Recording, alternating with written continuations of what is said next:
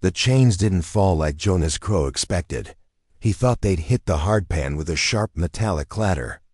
Instead, they landed in the dust with a heavy, tired sound, like something that had finally given up.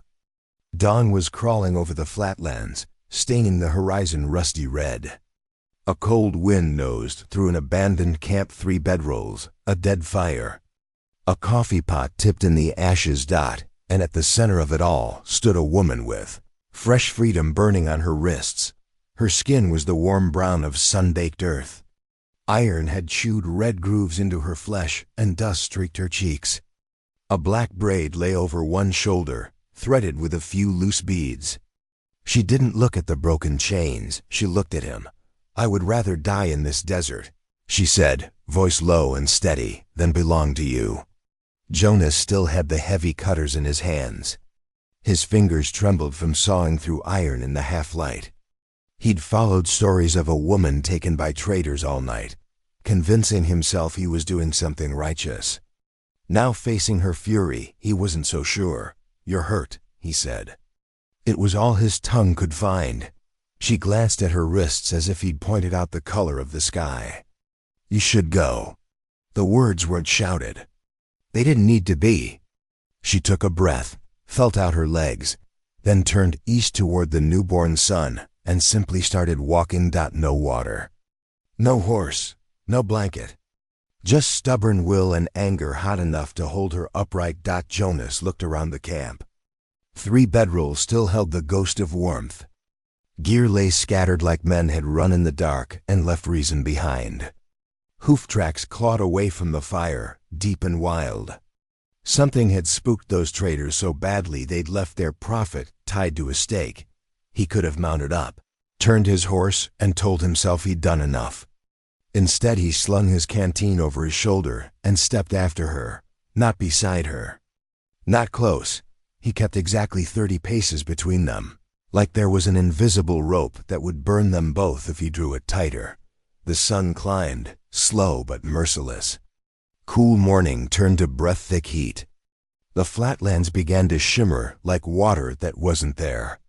Aiyana Redbird, he'd heard one of the men call her that before they fled, didn't look back. Her shoulders stayed square, her stride even, though he caught the faint hitch in her step. The limp she tried to hide. "You need water," he called. She didn't answer. He watched the way she moved. The line of her spine, the stubborn set of her head. Finally he unslung the canteen, thumbed the cork loose, and lengthened his stride. He didn't run. A running man behind you felt like a threat. He just walked faster with the quiet insistence of a coming storm. When he closed to 10 paces, she spun. The knife was in her hand before he fully registered the movement. Bone handle, plain but worn smooth by use. The blade pointed straight at his chest. "Stop," she said. He stopped. He lifted the canteen so she could see it clearly. "Just water. I don't want anything from you." "Want and taking," she muttered, "are cousins." Still, she watched the canteen like it might bite. Her eyes were dark and clear and much too tired. Pride and need wrestled across her face. "Drink," Jonas said softly, and tossed it. She caught it one-handed, easy. For a breath, she simply waited, then pulled the cork with her teeth. She drank deep, head tipped back, throat working. Water spilled down her chin, tracking over dust and sun-browned skin, sliding along the hollow at her collarbone before disappearing beneath worn leather. She didn't care that some of it missed her mouth. She cared that it was cold and real. When she lowered the canteen, her breathing was rough. Her gaze flicked over the rim to his face. "Have yourself a good look?" she asked. "I was making sure you didn't empty it all," he said. "Liar." She threw the canteen back. He caught it, feeling the lingering warmth from her hand. "You're bleeding," he said quietly, nodding toward her ribs. "I've bled before," she replied. Darkness had soaked through the side of her dress, a slow, ugly stain. "That will rot in this heat," he warned. "Then it rots." She turned away. "Where are you going?" He tried again. "Away from you." "That isn't much of a direction. It's the only one I trust." She started walking, slower now. He saw her lean on the knife when she thought he wasn't looking, using it as a hidden crutch. Jonas followed because he couldn't bring himself not to. The sun grew teeth. Heat shimmered off the ground. Sweat crawled down his back. Her steps shortened, shoulders bowing a little more with every mile. Once, she swayed so hard he thought she'd fall. But she caught herself with a muttered curse in a language he didn't understand. Then, without warning, she stopped. She stood there in the open. Head bowed, shoulders heaving. Dust drifted around her boots. Jonas waited, 30 paces back, hands loose at his sides. When she finally turned, he saw more exhaustion than rage in her eyes. "There," she said, nodding toward a jagged seam of rock a ways off. 2 tall slabs leaned together, leaving a thin sliver of shade. "We stop there." It wasn't a question. It wasn't quite an order either. It was survival speaking. He nodded. They angled toward the rocks. Still keeping that stretched out distance like it was the only thing holding the day together. The shade under the stones was narrow, a thin strip of darkness against blistered ground. Aiyana reached it first and pressed her back to the cool rock, eyes closing for just a moment. Relief loosened the tight line of her mouth. Jonas stopped at the edge of the shadow. "Not much room," he said. "I'll wait out here." "That's a good way to cook your brains," she answered flatly. She shifted, making space that wasn't really space. "Sit." He slid in beside her, turning sideways to fit. His shoulder brushed hers. Her whole body went tense, muscles going tight as wire, but she didn't move away. Outside, the land boiled in the sun. Inside their little pocket of shade, the air was close and still, full of stone and dust and the faint warm scent of her skin. Jonas suddenly became very aware of exactly where they touched. "How far do your people?" he asked. "Far enough," she said, "that you won't follow." "I'm not trying to follow." "Then why are you here, Jonas Crowe?" He didn't have an answer that sounded noble when he heard it in his own head. After a long silence, he cleared his throat. "The men who chained you." "How many?" Her jaw clenched. For a moment, he thought she'd ignore him entirely. Then, 3, she said. "They called themselves traitors. Rode into land they were told not to ride into. They saw me at the river, alone with 2 water skins. Thought I'd be easy to take." "They were wrong," he said. "One of them found that out," she replied. He raised a hand. I raised teeth. He didn't ask for details. He'd seen enough of what men did when they thought no one would stop them. "They meant to sell me," she went on. "There are men who pay to break spirits and call it sport. A woman with my face brings a high price." His hands folded into fists on his knees. "They're gone now," he said. "When I rode up, the fire was dying and their bedrolls were empty. Hoof prints headed out like they were running from something they couldn't see. Including me," she said. "You think that makes me lucky?" Her voice was flat, but the words fell heavy. "Maybe," he offered. "You're alive. Or maybe I just traded one type of trap for another," she said quietly. "Iron cuffs for a man who thinks I owe him thanks." He winced. She wasn't wrong. "You think I'm keeping you prisoner," he said. "You follow my steps," she answered. "You carry water I need in a land with none. You point out that I'm weak, that I should sit, that I should drink. Every kindness is a chain if I cannot refuse it." Their faces were close, inches apart in the dim shade. Jonas could see faint ceremonial scars along her cheek, the history her people had carved into her skin. He could feel her breath when she spoke. "I don't want to own you," he said roughly. "Then what do you want?" she asked. He didn't know how to answer. "Not honestly." Not without admitting she'd slipped into his bones quicker than anyone had a right to. Her eyes searched his face for something. Before he could find an answer that wasn't a mistake, she looked away. "That wound," he said instead, nodding at her side. "Let me clean it. That's all I'm asking." "You've said that's all more than once," she replied. But her voice had lost a little of its bite. "I have water," he said. "Some cloth. No tricks.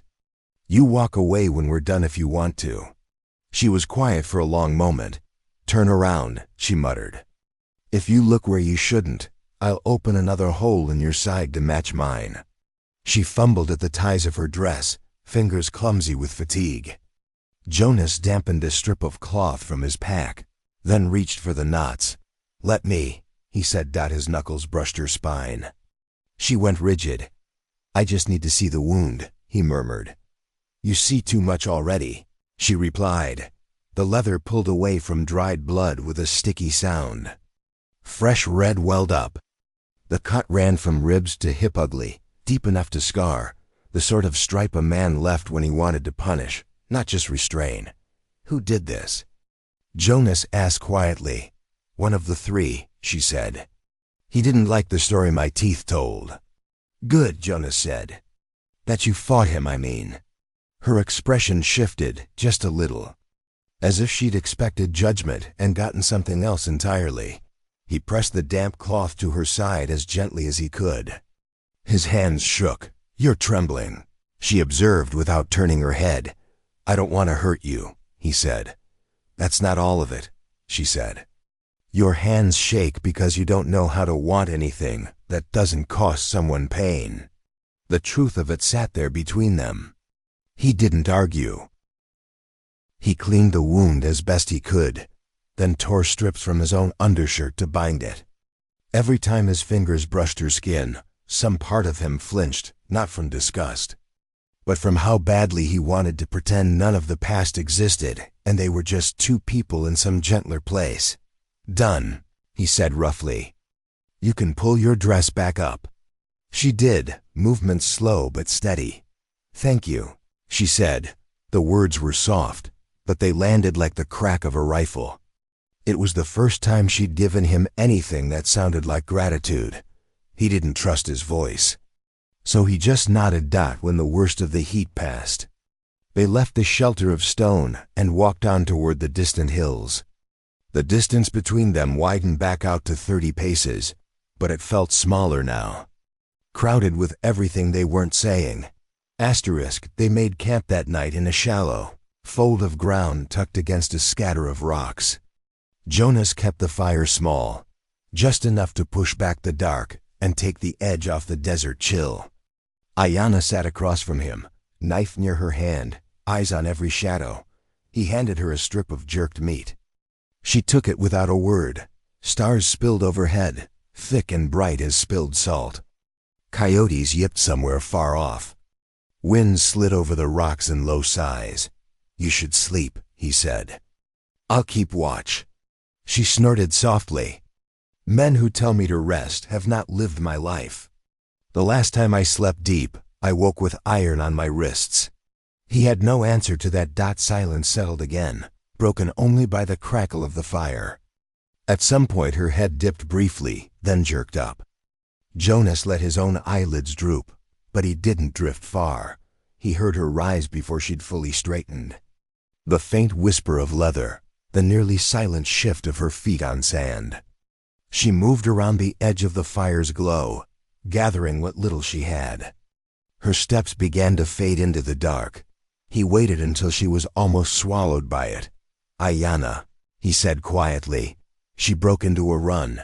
His body moved before his mind caught up. He pushed to his feet and followed. The desert at night was a minefield of loose rock and hidden dips, but he'd walked land like this for years. She was fast but injured. The distance between them shrank with every step. His hand closed on her wrist. She twisted, wild and desperate. The knife flashed in her other hand, but his grip and the dark combined to spoil her aim. "Let me go," she hissed. "You'll die out there alone," he snapped. "You can barely stand. That's my choice, is it?" The words came sharp. "Or are you just running because you're afraid of what happens if you stay in one place long enough to feel anything?" She froze. The fight didn't leave her body exactly, but it changed. The rigid defiance in her shoulders turned into something more fragile. His hand still held her wrists. Her chest rose and fell against his. The night pressed close. Moonlight painted pale edges along her face. "Let go," she said again. But now her voice had lost most of its iron. "No," he answered. "Why?" He wished he had a simple answer. He didn't. The truth was a knot of guilt and longing that had been building for years. Before this day gave it a shape. "It doesn't sit right," he said slowly. "Watching you bleed and pretend you owe the world nothing. Watching you walk away from the one person in miles who knows someone's still hunting you. You do not get to keep me safe," she said quietly. "My safety has never been yours, I know. Then why are you holding on?" She whispered. He eased his grip, hands sliding down to her forearms, fingers gentle now. She could have pulled free. "You haven't asked me to stop," he said. She stared at him, searching his face. Slowly she lifted one hand and pressed her palm to his chest. His heart hammered against her fingers. "You're afraid," she said. "Of what?" He asked. "Of what it means if I go," she answered. "And of what it means if I don't." He almost laughed, but it came out as a shaky breath. "This is foolish," she murmured. "We come from different worlds. If my people found you beside me, they would not ask whether your hands were gentle." "I know," he said. "Then why are you not stepping away?" She asked. "Because for the first time in years," he admitted, "I feel like I'm standing in a place that matters." She studied him a long moment. Then she blew out a breath and shook her head. "I should." "Go," she said. "You should," he agreed. "I'm not going to," she added. "Not tonight," he said. "Not tonight," she echoed. They walked back to the camp side by side. When they lay down, they chose places closer than before, inside the same circle of faint fire glow. Not touching, but near enough that each could hear the other breathing. Time stretched thin. "Why do you do this?" she asked into the dark. "Do what?" He replied. "Wander alone," she said. "Throw yourself into other people's storms. Offer help where it was never requested. Cut chains you did not put on." Jonas stared up at the stars. "I was a soldier once," he said. "Long before I knew your people's names." Her attention sharpened. She didn't interrupt. "We were sent to secure a valley," he continued. "Orders said to move anyone we found, by talk if we could, by force if we had to. They told us we were making the land safe." His jaw tightened. "We weren't," he said. "We were clearing it. Burning homes. Driving people off land they loved. Taking what we thought was worth taking, and destroying what we didn't understand. There was a village," he added after a moment, "by a small creek. Mostly women, old ones, and children. The hunters were gone. My captain said it would be easy. I followed orders." "How many?" she asked. "Too many." "How many?" she repeated.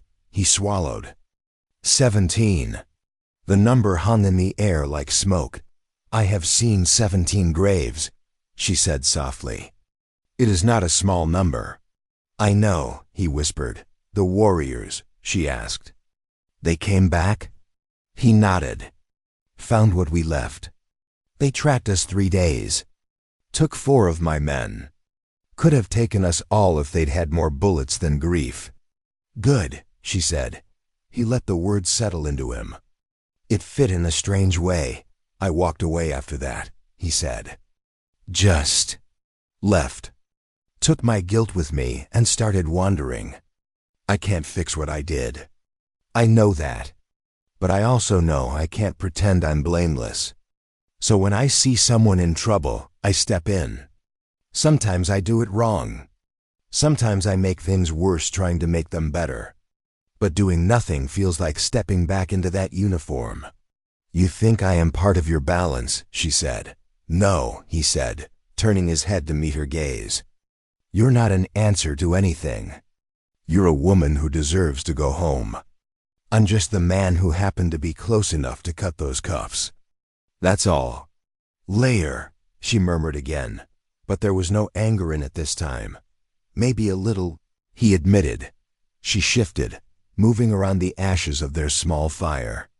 Instead of sitting across from him, she settled beside him, shoulder brushing his.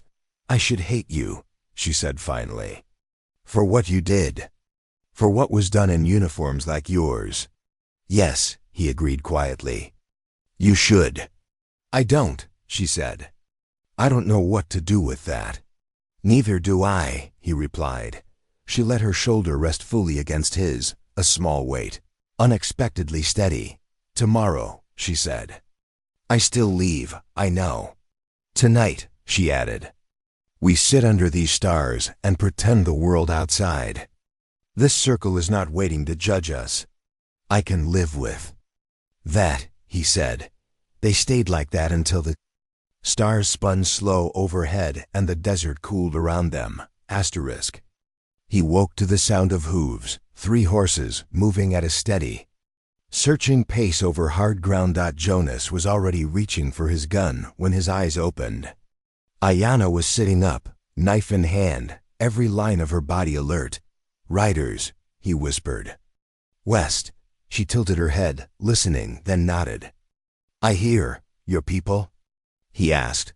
Or the ones who ran from that camp, coming back to reclaim what they lost, she said. Either way, we don't want to be found like this. He scanned the land fast. A few scattered rocks. Low ridges. Not much cover. There, he said, pointing to a crooked seam of stone 20 or 30 yards away. Narrow gap. We can fit if we stand close. They moved quickly. The fire was already dead. Jonas kicked sand over its ghost and blurred what tracks he could with a branch as they ran. Aiyana slid into the gap first, turning sideways. Jonas joined her, forced by the stone to press in close. Her back met his chest, her body a line of warm, tense muscle from shoulder to heel. Don't move, he breathed. I won't, she whispered. The riders drew near. Voices drifted on the morning air, rough, careless, talking about lost money and wasted time. Jonas caught enough to know. These were the same men who had run from the camp. One horse slowed. Leather creaked. A shadow moved across the thin slice of light at the entrance to their hiding place. The rider had come close enough that Jonas could smell horse sweat and cheap liquor. Aiyana's whole body went rigid. Jonas lifted his hand, laying it gently over her mouth. Not to silence her on purpose, just to hold in any startled sound. She didn't flinch away. Her cheek brushed his palm, breath warm against his skin. The horse snorted. The rider muttered something about coyotes and moved on. After a while, the 3 voices tangled together again, cursing the emptiness of the land. Eventually hooves turned south, fading slowly. Still, Jonas didn't move. Neither did she. The rock held them in place like a closed fist. He could feel every breath she took. His arms were braced on either side of her, palms flat on stone to keep from simply gathering her up. We can't stay here, she whispered at last. I know, he said. I don't mean in the rocks, she added. I mean in this. Whatever we built between sunrise and now. He closed his eyes briefly. I know that too. What happens if we pretend we don't? She asked. We make promises we can't keep, he said. And we steal choices from each other without meaning to. She was quiet for a long moment. Then we walk, she said. They stepped out into thin morning light, blinking like people who'd come from somewhere deeper than ordinary sleep. Neither spoke as they gathered what little they had and started toward the distant ridge. Jonas had marked on his map. By midday, they reached a dot beyond the rise. The land changed. Canyons dropped away in layered reds and browns. Mesas rose like ancient altars. A thin, silver thread of water wound through the distance. Aiyana stopped at the edge. I know that river, she said quietly. Those mesas. My people are somewhere beyond them. Jonas stopped a few paces back, hat in his hand. The wind tugged at his hair, at the fringe of her dress, at the edges of things unsaid. "This is where we part," she said. He swallowed. "You could come my way, you know," he heard himself say. "There are towns that would welcome you. I know good people. You'd have work, a roof. You wouldn't have to look over your shoulder every time the wind shifts. To be what?" she asked calmly. "The woman a white man rescued? The story told over beer about how kind you were to the poor girl from the mountains? I would always be your good deed." "It wouldn't be like that," he protested. "It would," she said gently. "Even if you tried with all your strength to make it different. We do not step into a world and erase what it already is." He didn't argue. He knew she was right. "I could follow you," he tried. "Only until I see you reach your people. Far back. You'd hardly know I was there." She turned fully to him. "Think about what you just offered," she said. "You want to be sure I'm safe, but the price is that my first steps back into my own home are taken with a shadow behind me. I would know. Every rustle of brush would feel like your boot. That is not freedom. That is a longer chain." The words landed like a blunt blow, knocking air and self-importance out of him. "You were right," he said finally.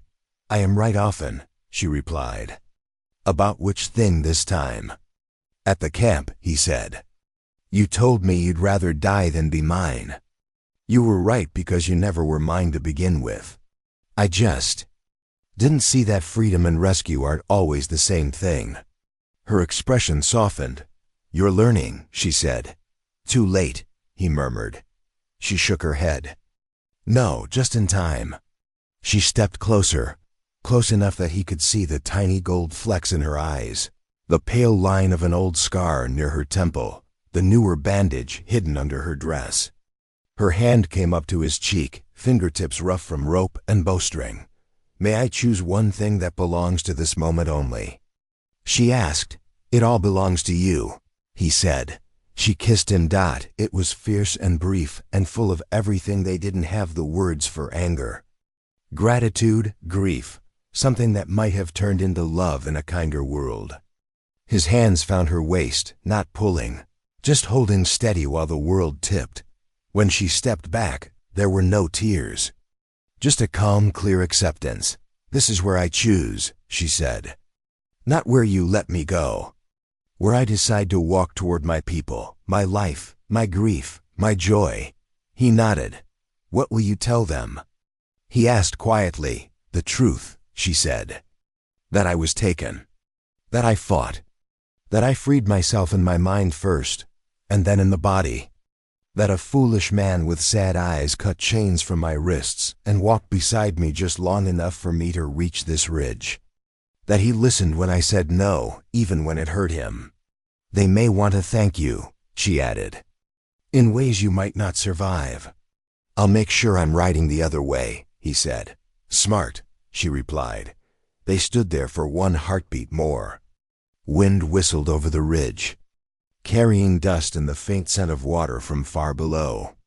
Aiyana did what she had done the moment he first met her. She chose her direction and took it without looking back. She walked down into the cut of the land, braids swinging between her shoulders. In a few minutes, the ridge and the distance swallowed her whole. Jonas let himself watch until there was nothing left to see. Then he put his hat back on, turned away from the canyons, and started walking toward his own empty horizon. He had ridden out looking for redemption and found something harder but more honest: understanding. Freedom wasn't something you gave another person like a coin. It was something you honored in them, even when it meant letting them walk away from you. Out here, a man's worth wasn't measured in how many people he saved, but in how gently he held their right to choose. Jonas Crowe walked into the afternoon, the desert stretching around him in every direction. Somewhere behind him, Aiyana Redbird was finding her way home. Somewhere ahead, he'd find his next trail, and maybe this time, he'd know how to help without adding another link to anyone's chains. If this story of Jonas Crowe and Aiyana Redbird spoke to you, don't write off just yet. Tap like. Subscribe to Tales from the Old West, and ring the bell so you don't miss the next tale of hard country, brave hearts, and quiet, stubborn goodness. Your support keeps these campfire stories alive.